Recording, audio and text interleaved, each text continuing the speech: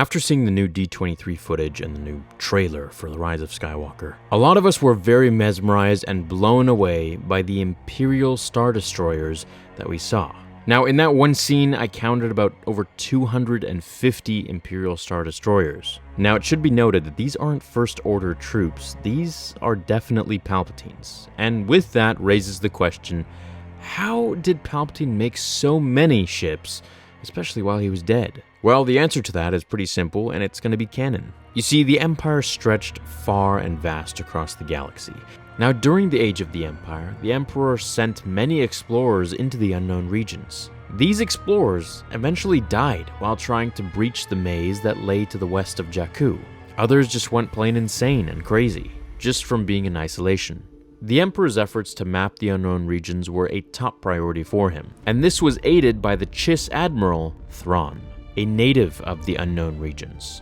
Now, for tens upon tens of years, Palpatine had been seeding the unknown regions with storehouses, shipyards, laboratories, and of course, these ships we see right here. Now, Thrawn served as Palpatine's chief advisor concerning matters to do with the unknown regions, because he was from there. Following the Battle of Atollon, Palpatine sensed a great disturbance in the Force coming from the edge of the unknown regions. And it was during this time that all of these ships and laboratories and observatories that he was feeding and seeding into the area eventually came to be the fleet that we see today.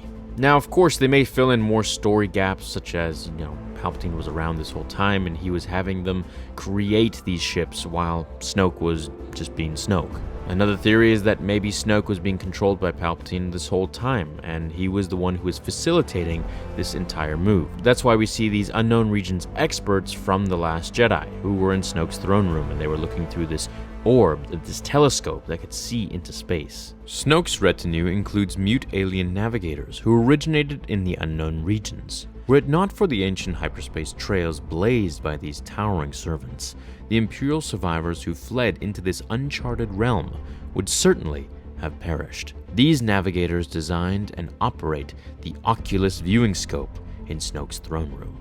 Now, Sidious had installed secret observatories all over, and one of the places that he installed them in was on Jakku itself. This observatory contained a powerful ancient computer, many of them actually, that generated a computerized 3D map of the unknown regions. This was a very important part of Palpatine's contingency plan. Now, this observatory's computers dispatched numerous probe droids to test the routes that the computers had generated.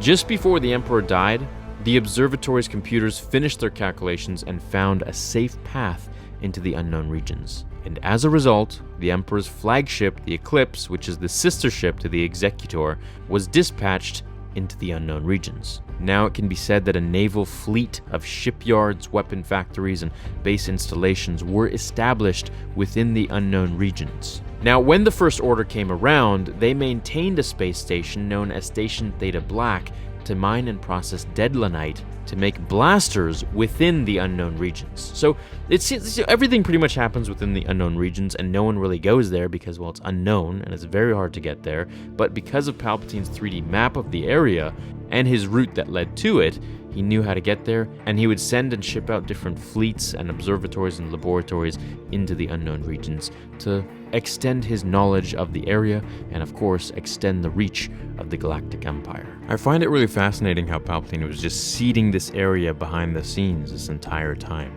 Now, the rest of the story will be filled in, hopefully, with the Rise of Skywalker novel that will come out, and of course, the movie itself. So I hope you enjoyed this brief video that will give you some idea on just how all those ships came to be, and I hope that we'll get to learn more as time goes on. Hope you have an awesome rest of your day. Throw a like on this video if you enjoyed it, and I'll see you in the next one. Until then, remember, the Force will be with you, always.